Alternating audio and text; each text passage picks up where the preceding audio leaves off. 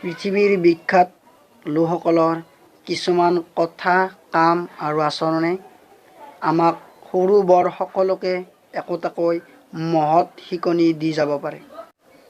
তেওঁলোকৰ জীৱনৰ দুখৰীয়া ছবি কিছুমানে আমাক আমোদ দিয়াৰ লগতে মনতো গভীৰ সাঁচ বহুৱাই থৈ যায়। আমি মাথো সেইবোৰ উপলব্ধিহে কৰিব জানিব লাগে। নমস্কাৰ বন্ধুসকল, মই চন্দনে আপোনালোকৰ মৰমৰ শিকিবলৈ হেঁপাহ নামৰ চেনেলটোলৈ স্বাগতম জনাইছোঁ। বন্ধুসকল, আপোনালোকে ইতিমধ্যে সকলোৱে জানেই যে মহাপুৰুষ হজৰত মহম্মদ আছিল ইছলাম ধৰ্মৰ প্ৰৱৰ্তক। এই ধৰ্মৰ মহান প্ৰৱৰ্তক হজৰত মহম্মদক ঈশ্বৰ প্ৰেৰিত দূত বুলি গণ্য কৰা হয় যদিও তেওঁৰ জন্মস্থান মক্কাৰ লোকসকলে প্ৰথম অৱস্থাত কিন্তু তেওঁক চিনি পোৱা নাছিল। ওচৰ চুবুৰীয়া লোকসকলে তেওঁক আনকি নানা ধৰণে আমনিয়ে দিছিল। কিন্তু মহম্মদে এই সকলোবোৰ নীৰৱে সহি গৈছিল। তেওঁ মাথো এটা কথাই বিশ্বাস কৰিছিল যে হিংসাৰে কেতিয়াও হিংসাক জয় কৰিব নোৱাৰি।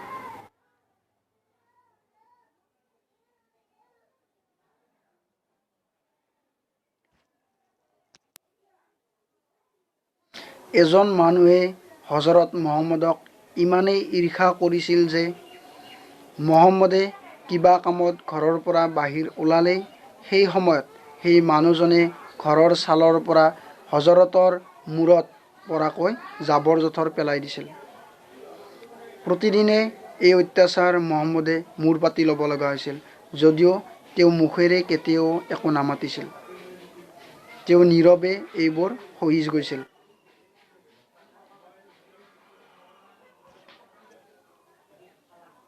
মানুহজনৰ এই কাৰ্যত মহম্মদ অতিষ্ঠ হৈছিল সঁচা, কিন্তু তেওঁ মুখেৰে কেতিয়াও একো নকৈছিল। তেওঁ ওপৰত থকা মানুহজনলৈ চাই এটা মিচিকীয়া হাঁহি মাৰি তেওঁ নিজৰ কামলৈ ওলাই গৈছিল। এনেদৰে দিনবোৰ বাগৰিছিল।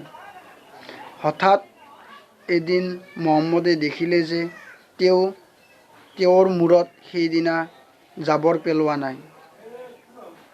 তেওঁ ওপৰলৈ চাই দেখিলে যে জাবৰ পেলোৱা মানুহজন ঘৰৰ ছালৰ ওপৰতো উঠি থকা নাই।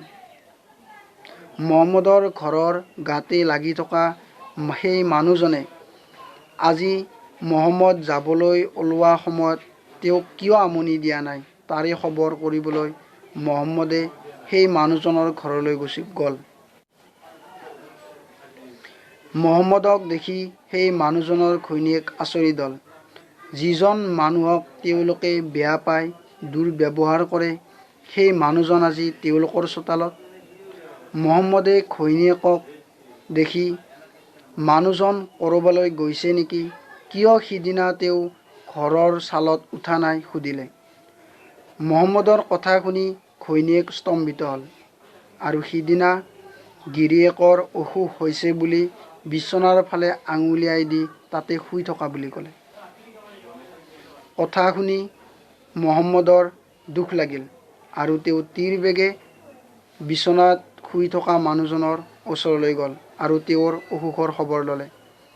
তেওঁ বিচনাখনতে বহি আল্লাহৰ ওচৰত প্ৰাৰ্থনা জনালে যাতে অতি সোনকালে মানুহজনৰ বেমাৰ ভাল কৰি দিয়ে।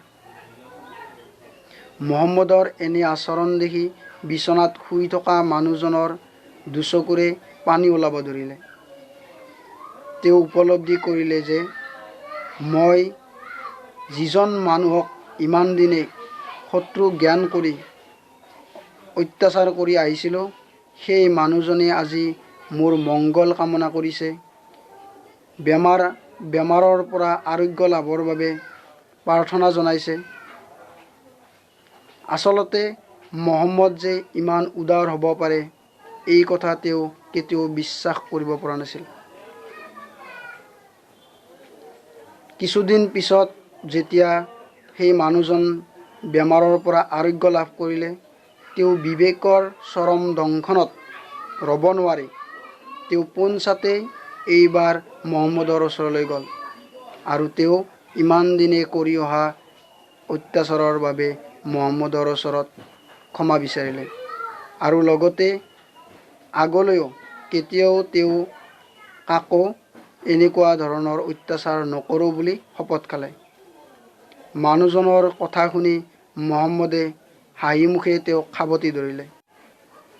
এইদৰে মহম্মদৰ উদাৰতা, সাধুতা আৰু নম্ৰতাই শত্ৰুৰো হৃদয় জয় কৰিবলৈ সক্ষম হৈছিল। বন্ধুসকল, আপোনালোকে মোৰ এই কাহিনীটো শুনি কেনেকুৱা পালে? যদি ভাল পালে নিশ্চয় এটা লাইক কৰিব আৰু আপোনালোকৰ মতামত তলৰ কমেণ্টত জনাব। পুনৰ এনেকুৱা এটা ভিডিঅ'ৰ সৈতে লগ পাম। আজিলৈ ধন্যবাদ। জয় অসম।